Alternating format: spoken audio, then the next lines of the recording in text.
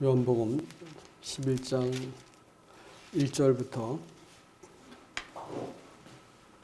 16절까지 말씀을 함께 교독하겠습니다.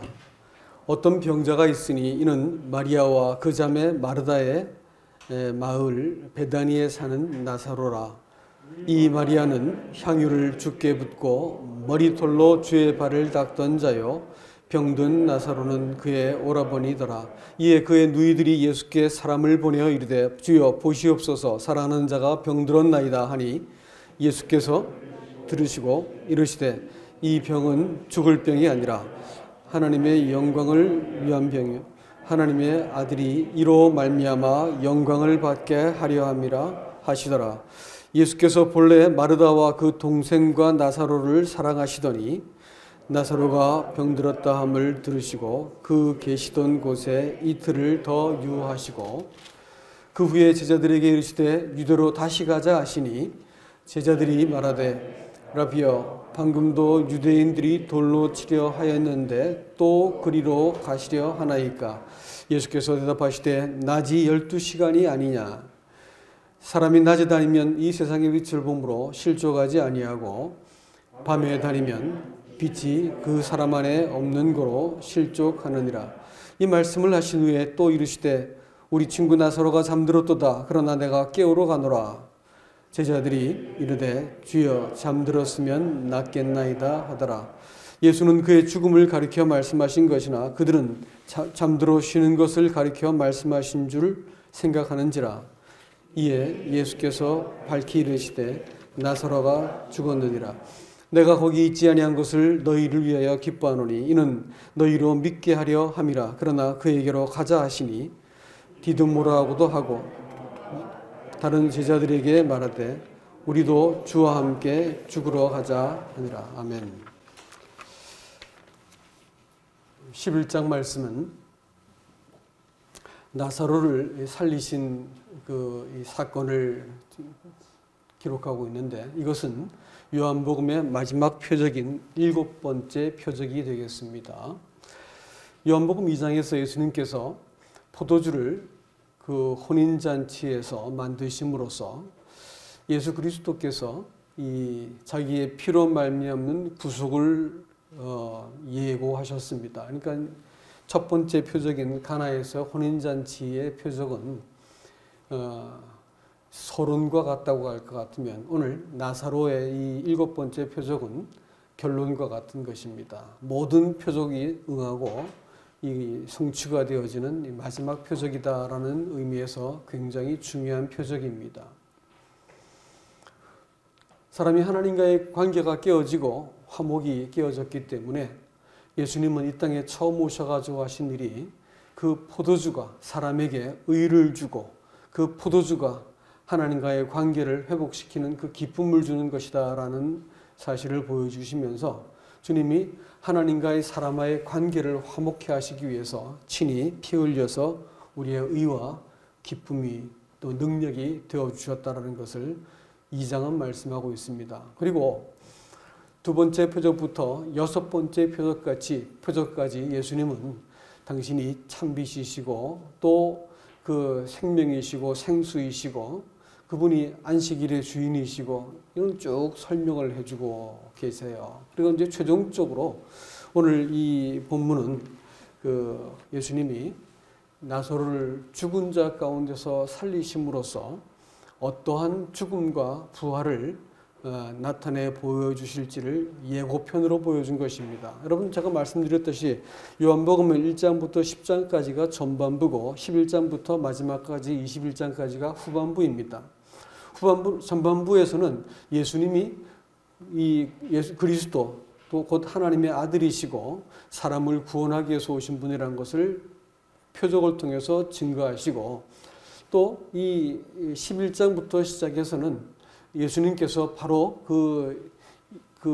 이 구원자이신 것을 실제적으로 이렇게 드러내시기 위해서 죽으심과 부활을 나타내고 있는 것이 바로 11장부터 후반부가 증거되고 있습니다. 그런데 오늘 11장에서 예수님께서 나사로의 죽음과 부활을 통해서 다시 말하면 자신의 죽음과 부활을 우리들에게 보여주고 있는 것입니다. 오늘 이 본문의 1절 말씀 볼 것 같으면 어떤 병자가 있으니 이는 마리아와 그 자매 마르다 이렇게 설명을 하죠. 근데 사실은 순서대로 말하자면 마르다가 언니입니다. 그런데 마리아를 먼저 이렇게 이름을 거명을 했어요. 그것은 또 2절에 보면 재밌는 것은 이 마리아는 향유를 붓고 머리털로 주의 발을 닦던 자다 이렇게 말하죠. 근데 이것은 12장에 가서 나오는 말이에요. 12장에 갈 것 같으면 1절에 보면 마리아가 이와 같이 예수님의 발을 닦는 이 장면이 나타납니다. 이것을 미리 당겨서 굳이 설명을 하고 있다는 것을 주목하셔야 됩니다. 왜 그랬을까요? 그것은 12장에서 예수님은 그 순전한 나드로 만든 그 비싼 향유를 깨뜨려 가지고 예수님 발에 붓고 머리털로 그 발을 닦는 이 마리아를 향해서 이 제자들은 막 분노하고 저걸 팔아 가지고 말이지 저 거금을 가지고 가난한 사람을 도우면 될 텐데 저게 무슨 짓이냐 하면서 막 화를 냈어요. 그런데 예수님께서 그만둬라, 가만히 둬라, 그 여자가 하는 일을 이렇게 말씀하시면서 뭐라고 말씀하시냐면 저 여자는 지금 내 이 장례식을 준비한 거다 이렇게 말씀을 하세요. 이 사람의 상식으로 볼 때는 이 마리아의 행동은 도무지 이해할 수 없는 것이지만 주님은 이 여인이 한 행동을 가지고 당신의 장사한 것을 예비했다 이렇게 표현하고 있습니다. 근데 그 얘기를 지금 땡겨가지고 11장에서 미리 말씀을 하셨어요. 왜 그랬을까요? 그것은 주님의 장사하심과 함께 주님의 부활하심을 말씀하기 위해서 그 이야기를 앞으로 당겨서 이렇게 표현하신 것이다 이렇게 볼 수 있는 것입니다. 오늘 이 본문의 말씀을 통해서 우리는 예수 그리스도의 부활에 대해서 잘 한번 살펴보아야 됩니다. 사실 예수 그리스도의 부활이라고 말하는 그것이 우리에게 무슨 관계가 있는지가 더 중요한 거 아니겠습니까? 근데 예수님의 부활은 예수님의 부활로 끝나는 것이 아니고 예수님의 부활은 곧 우리의 부활이기 때문에 중요한 것입니다. 예수님의 부활이 당신 혼자 부활하신 것이 아니고 온 성도를 함께 이끌어 부활하셔가지고 우리로 하여금 하나님 앞에서 새로운 신분을 얻게 했을 뿐 아니라 더 중요한 것은 뭐냐면 부활하신 예수님이 사람 안에서 죽은 사람을 그 영혼을 살려내셔가지고 사람으로 하여금 예수와 함께 된 생명으로 그 아들의 생명으로 이 땅을 살게 만드시는 것이 복음의 목적이고 그리스도께서 죽고 부활하신 목적이기 때문에 그렇습니다. 그래서 이것을 지금 말하기 위해서 성경은 이렇게 긴 이야기들을 끌고 와서 마침내 오늘 가장 중요한 이야기를 우리들에게 해주고 있는 것입니다. 성도가 부활하신 아들의 생명과 함께 되어 있지 못한다 할 것 같으면 신앙생활은 앞에서 보세요. 앞에서 뭐 예수님께서 참빛으로 오시고 또 피를 흘려가지고 우리를 하나님께 화목해서 구원시키시고 또 노뱀이 되셔가지고 우리의 죄를 대신하시고 또 뭐 그 사마리아 여인에게 찾아가신 것처럼 사랑을 베푸셔가지고 그를 그 하나님의 선물과 또 그리스도가 누군지를 알려주시고 다 했단 말이에요. 다 했는데도 불구하고 오늘 중요한 문제가 남아 있는데 나사로가 죽었다는 것입니다.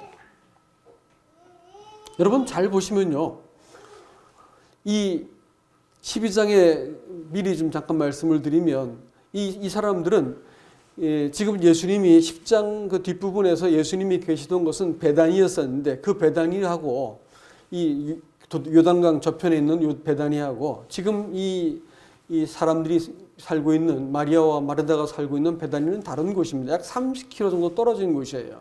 이것은 강 건너 예루살렘 동편에 있는 조그만 마을입니다.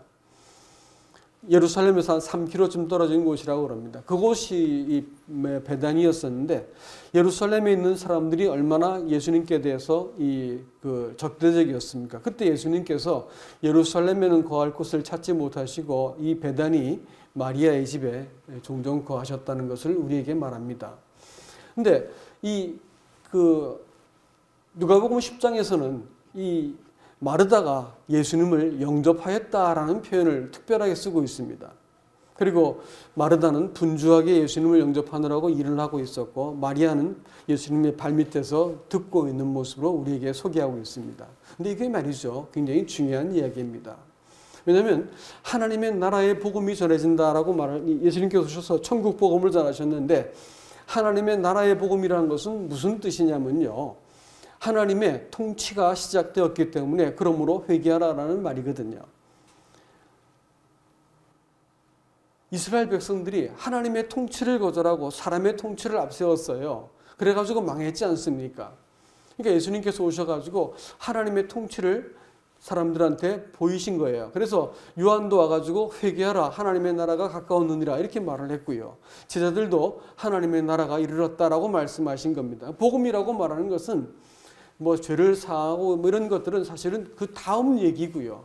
기본적으로 사람이 하나님에 대해서 반역을 하고 하나님의 통치에 대해서 거절한 이런 이 본성적으로 하나님을 대적한 사람들에게 하나님께서 참 왕께서 우리의 창조주께서 사람에게 찾아오셔가지고 회개하라 이렇게 말하는 거예요. 그랬을 때 사람의 마음이 지금까지 살아온 것을 돌아볼 때 이 모순과 이 현재의 삶을 하나님의 빛 앞에 노출시켰을 때 사람이 꼭 이 심판을 받아야 될 자라는 것을 알게 되어지면 하나님께서 사람을 위해서 죄 사하기 위해서 십자가에 죽으신 예수 그리스도가 말할 수 없이 사랑스럽고 내가 그 앞에 기꺼이 복종하게 되어지는 것이 하나님의 나라의 복음이거든요. 그런데 이 복음을 거절했어요. 마태복음은 복음을 거절한 자에게 화가 있다. 티끌을 떨어버려라는 신바라 이렇게 말을 하거든요. 그러나 영접한 자에게는 가서 그 화평을 너희가 선포하라 이렇게 말합니다. 영접했다고 하는 말은 요한복음 1장 12절 말씀에서 영접하는 자, 곧 그 이름을 믿는 자들에게는 하나님의 자녀가 되는 권세를 주셨으니라고 말할 때 바로 그 영접입니다. 같은 단어예요. 또 삭개오가 예수님을 영접하였더라라고 할 때 바로 그 단어입니다. 다시 말하면 그리스도인들이 구원받을 때 사용되어진 단어가 바로 영접이라는 단어였거든요. 그러니까 이 나사로의 집안은 뭘까요? 그 가정은 예수님을 영접한 집안이었다 이렇게 볼 수가 있는 것입니다. 그리고 발밑에서 들었다 마리아가 이렇게 말하고 있는데 그것은 제자들에게 사용되어지는 관용적인 표현이었어요. 그래서 제자들이 주의 말씀을 청종했다라고 하는 의미로 이렇게 발밑에서 들었다라는 표현을 쓰고 있거든요. 그러니까 정확하게 구원받은 제자들이다 이렇게 말을 할 수가 있겠지요. 그렇죠? 그리고 12장에서 나사로가 주와 함께 앉았더라라는 것을 보여줌으로써 부활한 그 사람이 그리스도와 함께 앉게 되어진 그 신분까지 다 보여주니까 확실하게 그리스도인들을 말하는 겁니다. 그런데 말이죠. 그 나사로의 집에 나사로가 죽었어요. 나사로가 죽은 거예요. 이건 우리의 계획 속에 없는 우리가 갖고 있던 복음 안에서 아주 그 근사하고 핑크빛이고 소망이 있는 어떤 신앙이 아닌 갑자기 드리워진 그 어두운 그림자입니다. 우리의 어떤 그 예측 안에 없던 일이 벌어진 거예요. 여러분,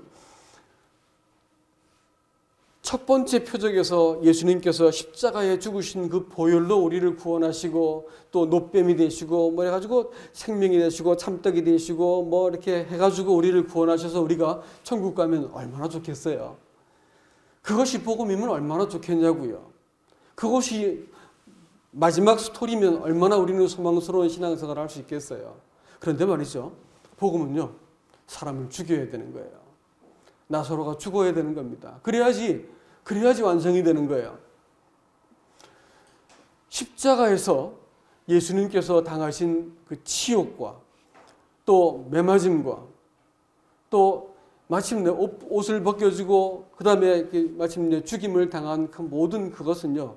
우리를 위한 것이라고 생각할 때는 그냥 고마웠었는데 저건 내가 받을 거구나 생각하니까 온몸이 떨립니다. 내가 그런 사람이지. 내가 이렇게 부끄러워야 할 수치와 침뱉음과 뺨을 맞고 수염을 뽑혀야 될 사람이지. 내가 꼭 죽어야 될 죄도 그냥 죄가 아니고 꼭 죽어야 될 그 죄 말이요. 도저히 살려둘 수 없는 그 죄를 지을 때 사용시키지 않습니까? 근데 내가 그런 사람이었었는데 그 자리가 내 자리인데 라고 생각이 들면 감사한 것보다도 하나님에 대해서 그 경외심에 사람이 무릎을 꿇게 되어 있습니다. 그리고 내가 나라고 믿어왔던 이 사람을 들여다보니까 어쩌면 그렇게 거짓되고 어쩌면 그렇게 하나님 앞에 가증스럽고 어쩌면 그렇게 죄를 좋아하고 이런 존재인지를 소스라치게 내가 발견하게 되는 것입니다. 이게 죽어야 될 존재라고 하는 것을 깨닫기 전까지는 신앙생활은 이거 붙들고 자꾸 인생을 말이지 하나님하고 타협하고 이 사람 원망하고 이거 살려내려고 이거 체면 세워주려고 인생을 신앙생활하는 것을 속고 있는 거예요. 신앙생활은요, 이 죽은 하나님께서 저주하고 죽여야 될 이 사람을 가지고 이 사람의 입장, 이 사람의 어떤 뭐 기준, 가치관, 뭐 성품, 괜찮은 사람이었어요. 이게 맞아. 이런 얘기 하자고. 이것 가지고 성경에서 이 사람한테 맞다는 것을 증명해 달라고 성경 인용하고 뭐 인용하고 해서 이 사람을 세우는 것이 아니고요. 죽여야 되는 거예요. 나사로는 그래서 죽었어요. 복음은 사람을 먼저 죽여야 됩니다. 안 그러면요, 그 복음이 아니에요. 그걸 종교라 부르는 거거든요. 겨우 할 수 있는 일이 가서 눈물 좀 흘려주고 죽으니까 죽기 전에는 평생 두려워해서 쩔쩔매는 사람들에게 괜찮아 이래가지고 좀 위로 좀 해주고 뭐 이렇게 마음에 좀 위안 좀 주고 이것밖에 못해요. 죽고 나면요 좋은 데 갔을 거야. 이런 것밖에 하지 못하는 거, 눈물 좀 같이 흘려주고 동정해주는 것밖에 할 수 없는 것이 종교입니다, 여러분. 그러나 복음은요 그 사람을 죽여야 되는 거예요. 복음이 어머 좋아요로 끝난 복음은 다 가짜 복음입니다. 다 망할 복음입니다. 어느 날 그 복음이 나를 향하고 있다고 하는 건, 그 십자가가 나를 향하고 있다는 것을 보지 못하면 여러분 그 복음 다 가짜라니까요.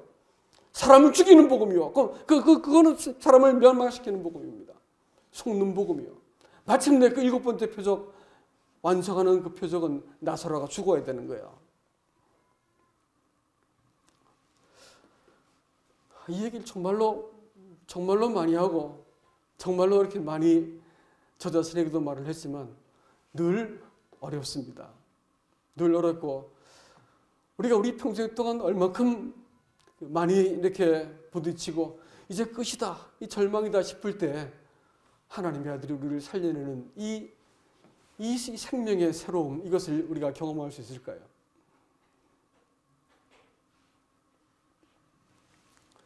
사실 사람한테 나사로가 죽었다고 하는 육체적인 죽음보다 더 심각한 죽음이 있습니다. 그게 뭘까요? 그 영적인 죽음이에요. 평생을 살면서 자기에게 속아요. 평생을 허무한 것을 해서 그렇게 진지하게 살아요.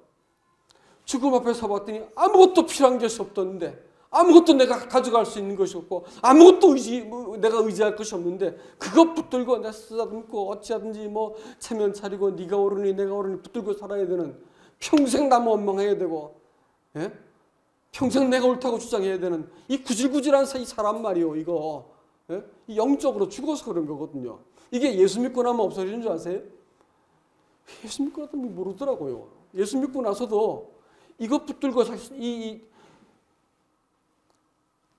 코에 숨 붙어 있을 동안만 같이 있는 것, 그것을 위해서 안 죽으려고 쩔쩔매고 말이지. 안 죽으려고 쩔쩔매고, 죽을까 봐 두려워서 쩔쩔매고, 우리 아들 대학 못 가면 어떨까 쩔쩔매고, 직장 못 들어가면 쩔쩔매고, 시집 못 가면 어떡하면 쩔쩔매고, 쩔쩔매는 거예요. 겨우 코에 숨 붙어 있는 동안 살아있는 그 가치 위해서, 그 욕망 위해서, 남보다 좀 나아지고 내가 옳은 사람 되기 위해서 우리가 인생을 살다가 죽는 거예요. 그런데 예수 믿는 것이 바로 그것 때문에 믿는 거라고요? 그거 다 허위입니다. 그 유사복음이에요. 예수를 아무리 얘기하고 십자가 아무리 얘기하고 죄사함 아무리 얘기해도 그거 다 유사복음이라고요.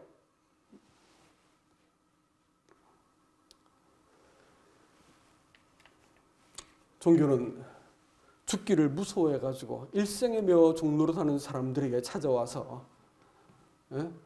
조금 위로밖에 해줄 수 없지만 우리 주님께서는 그 사람 예수와 함께 죽여놓고 예수와 함께 살아나는 그 자유와 해방을 주는 것이 참 복음입니다. 문제는 오늘날도 복음을 그 수준에서 이해하고 그저 이렇게 용서받은 거 감사합니다. 천국 갈 거니까 기쁩니다. 이 땅에 살면서 주님 나한테 사랑해 주셔서 감사합니다. 뭐 이것 가지고 복음이라 생각하는 거예요. 복음은요, 사람의 죽은 자리에서 내가 이만하면 죽겠구나 싶은 그 자리에서 다시 살아나는 사람, 예수가 죽으신 그 자리, 그 모습 바라보면서 저거 내가 죽어야 될 자리인데 하나님께서 얼마나 나한테 거룩을 원하셨으면 아들을 저렇게 십자가에 죽이셔야 되는가라고 생각하면서 내가 두려움에 떨어야 되는 것이고요. 또 이렇게 형편없고 부질부질한 사람을 말이지 하나님이 아들같이 신부같이 기뻐하시고 받아내는 이 은혜의 자리에서 발견되어진 그 사람요. 이 사람이 하나님을 향해서 찾아가게 되어지는 바로 그 복음, 이것을 주님께서 우리에게 주시기 위해서 우리로 하여금 부단히 넘어지게 만들고 부단히 우리의 죄 가운데서 우리가 정죄받게 만들고 부단히 우리는 삶의 문제에 부딪히게 만드는 겁니다. 바로 이 복음 때문이에요. 그리스도인들은 사실은 부활을 경험해야 될 사람들입니다. 1장에서 참빛을 영접해서 이 구원받았다고 말하는 사람들은 반드시 이 7장의 아니 7번째 기적은 하나님이 준비한 이 사역이라는 것을 기억하시고 7장의 이 마지막 표적을 통해서 그리스도인들이 지금 어떻게 하나님께서 완성된 구원의 목적을 우리의 삶 가운데 실현하실지를 지켜보셔야 된다는 것입니다. 주님은 2장에서 첫 번째 표적을 보였더니 제자들이 믿었다 이렇게 말했습니다. 하나님의 관심은요 세상이 아니에요. 제자들입니다. 세상을 사랑했다고 말했지만 사실은 믿는 제자들을 사랑하신 거예요. 제자들이 믿었다라는 말을 2장이 언뜻 해주고 있습니다. 6장에 가서 당신께서 너희도 가느냐 하면서 생명의 산떡이신 자신을 보여주셨어요. 그랬더니 너희도 가느냐 했더니 주여 영생의 말씀이 계시오니 우리가 어디로 가오리까 이러면서 제자들이 딱 둘로 나눠졌습니다. 그리고 예수님을 따릅니다. 오늘 이 본문에서도 이 주님께서 이 11장 그 뒤에 보시면 그 15절에 내가 거기 있지 아니한 것을 너희를 위하여 기뻐하노니 이는 너희로 믿게 하려 함이라. 그러나 우리가 그에게로 가자. 그러니까 주님께서는 제자들이 바른 믿음 가운데 들어오는 것을 사모하신 것을 알 수 있습니다. 하나님이 자기 영광을 자꾸 보여주시는 그것은 우리로 하여금 온전한 믿음 가운데 들어오게 하기 위한 것이라는 것을 알 수 있습니다. 주님께서는 이 믿음을 우리에게 주시기 위해서 그렇게 된 것을 기뻐하신다 이렇게 말을 했습니다. 여러분 부활이라는 것이 무엇일까요? 다시 살아난다는 의미가 있지만 사실은 죄로 인해서 죽은 생명이 하나님의 아들의 생명으로 다시 살게 된 것을 말합니다. 부활은 장차 일어날 소망으로서 우리의 믿음의 근거가 되기도 하지만 오늘 이 본문의 말씀에서 말하는 부활은 그 의미가 아니에요. 마리아는요 고백을 똑바로 했습니다. 장차 일어날 그 부활에 대해서 얘기하고 믿었습니다. 그러나 예수님께서는 그걸 말씀한 게 아니에요. 네가 나를 믿으면 하나님이 이를 보리라 하지 않았냐 이렇게 말씀하세요. 그리고 나는 부활이요 생명이니 내가 나를 믿느냐라고 물어보고 있습니다. 이게 뭐예요? 현재적 부활입니다. 장차 일어날 부활은요 마땅히 일어나야 되겠죠. 그러나 주님께서 관심 있는 것은 현재적 부활이에요. 성경에서 말하는 부활은 아들의 생명이 사람 안에서 살아나는 부활을 말합니다. 그 부활은요 이 땅에 살면서 현재적 부활입니다. 우리가 만나는 모든 삶의 문제는 딱 한 가지 목적으로만 주어집니다. 그것은 뭐냐면요 죽을 것 같은 그 상황에서 하나님의 아들이 나를 이렇게 세우시는 그 아들 안에서 내가 살아나는 이런 이 경험 또 새로운 그 생명, 새로운 삶, 새로운 인격이 하나님께서 우리 안에서 나타나기를 원하고 계신 거예요. 이게 부활인 것입니다. 이 부활을 주님께서 우리에게 주기를 원하세요. 우리가 복음을 듣고 처음에는 영접하고 잘 이렇게 살아갑니다. 그러나 주님을 따르고 이 마리아가 이렇게 토닥거리고 싸웠고 했지만 12장에 가면 모든 싸움이 그치고 마리아는 하나님을 예배하는 자로, 마르다는 말없이 주님을 봉사하는 자로, 나사로는 주와 함께 앉은 자로 온전한 교회 그림이 딱 그려지죠. 이런 사람이 되기 위해서 무슨 과정이 필요했다고요? 나사로가 죽어야 되는 거예요. 여러분 베단이라는 말이 벳이라고 하는 말이 집이라는 것입니다. 베단이라고 하는 것은 고통의 집이라는 뜻이에요. 빈곤이란 뜻입니다. 빈곤의 집이란 뜻입니다. 참 생각을 해보세요. 주님께서 사랑하는 사람이 죽었어요. 그 죽음이라고 아주 애가 타고 주님 빨리 오셔서 고쳐주면 좋겠는데 안 오시는 거예요. 그 현실적인 고통과 초조함과 안타까움은 말로 표현할 수 없겠죠. 바로 그런 곳이었습니다. 그들이 겪었던 고통과 그 아픔은 매우 현실적인 것이었고 정말로 이렇게 자기의 그 한계를 초월하는 것이었습니다. 죽어버렸으니까요. 죽었을 때 찾아온 그 체념과 고통은 어떠했겠습니까? 믿음이고 뭐고 다 아이고 나 모르겠다 이렇게 할 만큼 그만 이렇게 이 절망감에 빠지지 않았겠습니까? 그 나사로의 죽음을 놓고 그들이 아마 절망 가운데 빠졌음이 분명합니다. 그런데 말이죠. 그리스도인들도 마찬가지입니다. 내가 온전한 그리스도와 함께 앉고 온전한 예배를 드리고 온전한 섬김을 할 수 있는 사람이 되기 위해서는 나라고 믿었던 그 사람에게 죽음이 선고되어지는 일이 꼭 필요한 겁니다. 그래서 우리 인생을 살다가 어쩌면 사단은 우리에게 약점을 그렇게 귀신같이 하는지, 귀신이니까 그렇겠죠. 귀신같이 하는지 딱 약점만 건드려. 그래가지고 아주 죽겠는 거예요. 마음이 너무 죽겠는 거예요. 견딜 수가 없고 두렵고 안절부절하고 초조하고 이런 상황을 계속 몰아갑니다. 그래서 아이고 죽겠다 생각이 들어지고 거기까지 우리를 딱 몰아세우는 겁니다. 이럴 때 내가 나 혼자 있는 것이 아니고 주님이 함께 계신 거구나 라고 알면서 죽음에 대해서 내가 저항하지 않고 주님 제가 기꺼이 주와 함께 죽은 자입니다 라는 고백을 주님께서 받아내기를 원하시는 것을 알 수 있습니다. 이것은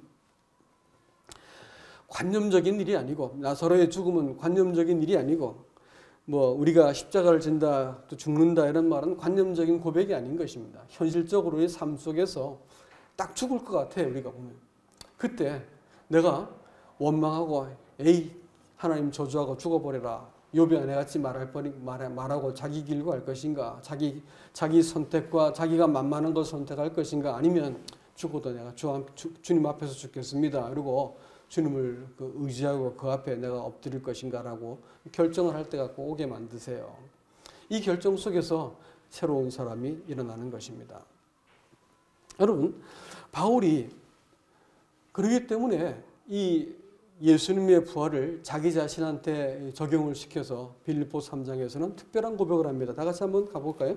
빌립보서 3장입니다. 3장 9절로 가죠.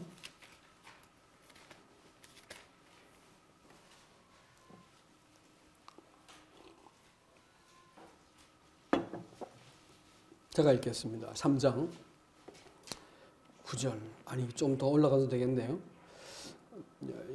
6절 설명하러 넘어갈까 그냥?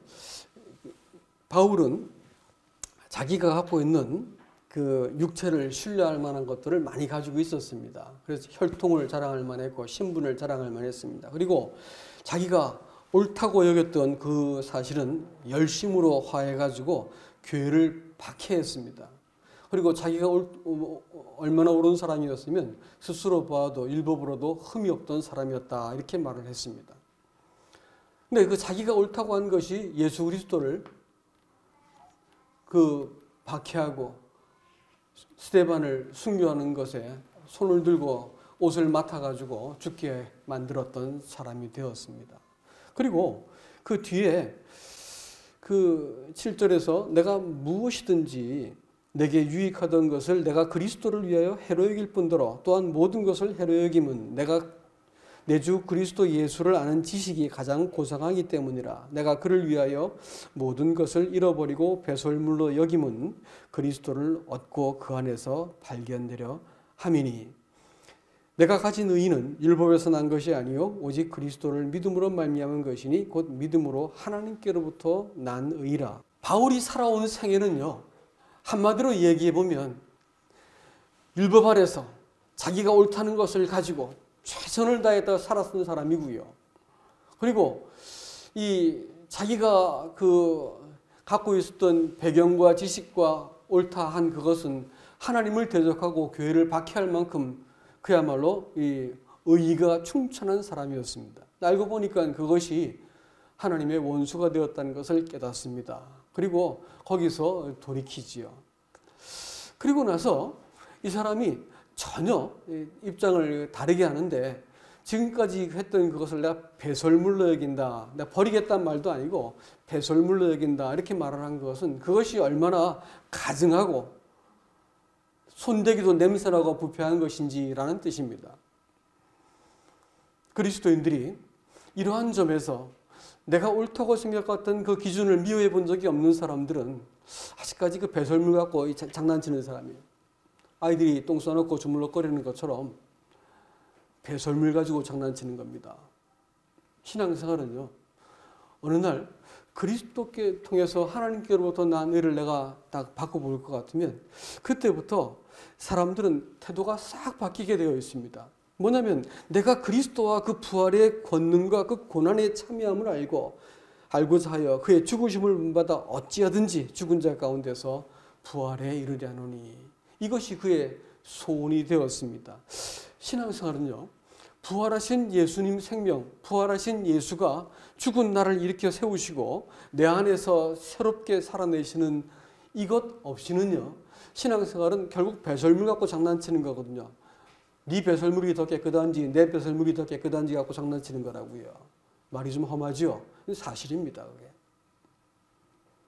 내 안에 계신 그리스도가 그야말로 죄로, 추악함으로, 비천함으로, 수치스러움으로 그야말로 이 오물덩어리가 되어진 나를 말이죠. 자기 피로 다 씻기시고 자기 가슴에 품으시고 그 은혜 안에서 발견되어진 나, 그 사람을 찾아내기 위해서 바울은 어찌하든지 고난을 불사하고라도 내가 그 부활에 이르란다. 내가 잡은 것이 아니다. 내가 이루는 것이 아니다. 아직까지 난 이루지 못했다. 내가 내 그 부르심의 상을 위해서, 주님 부르신 그 영광의 그 자리를 위해서 나는 평생 동안 달려갈 뿐이다 라고 말하고 있는 것입니다. 여러분, 이게 부활의 생명이에요. 이게 신앙이라니까요. 우리는 이것을 위해서 주님께서 오늘 마지막 7번째 이 표적을 우리에게 보여주신 것을 알 수 있는 것입니다. 주님은 나사로에게 일어난 일을 가지고 하나님과 그 아들이 영광을 받기 위한 일이다, 이렇게 말씀을 하세요. 그리고 이틀을 더 지체하시거든요. 하나님이 우리의 기대와 계산과 같지 않게 이틀을 더 지체해가지고 우리가 확실히 나한테는 소망이 없구나, 확실히 이 상황은 끝났구나, 더 이상 내 꾀와 계산과 힘으로서는 이 상황을 반전시킬 수 없구나라는 그 상황까지 가도록 허락하세요. 그리고 나서 주님께서 개입하시는 것입니다. 그리고 하나님이 확실하게 돌로 문을 다 막아버리고 냄새가 썩어서 냄새가 나는 사람을 일으켜 세우심으로써 이 일이 반쯤 죽었다가 산 사람을 살린 게 아니고 또 좀 괜찮은 사람을 고친 것이 아니고 확실히 죽어 썩어서 냄새나는 사람을 하나님이 살려내셨다고 하는 것을 보여서 제자들로 하여금 주님이 부활이요 생명이구나라는 그 고백을 받아내시고자 하는 것이다 라는 것을 알 수 있습니다. 여러분, 문제를 만나고 나서 거기 예수가 안 계시면 여러분 신앙은 유사신앙입니다. 죽음과 같은 이 일들을 만나고 나서 거기 예수가 안 계시면 끝장입니다.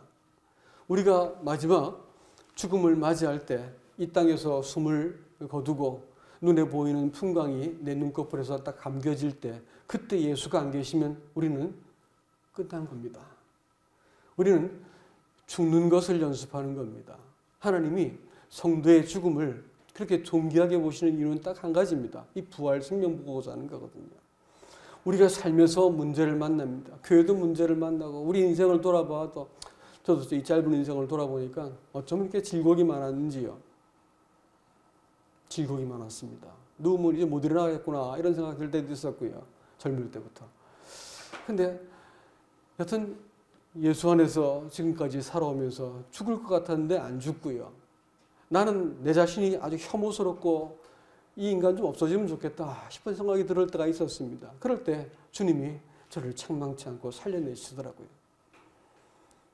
예수 생명, 그것이 들어오고 나니까 제 모든 부끄러움이 다 덮어지고요. 모든 원망이 사라지고요. 그렇게 되더라고요.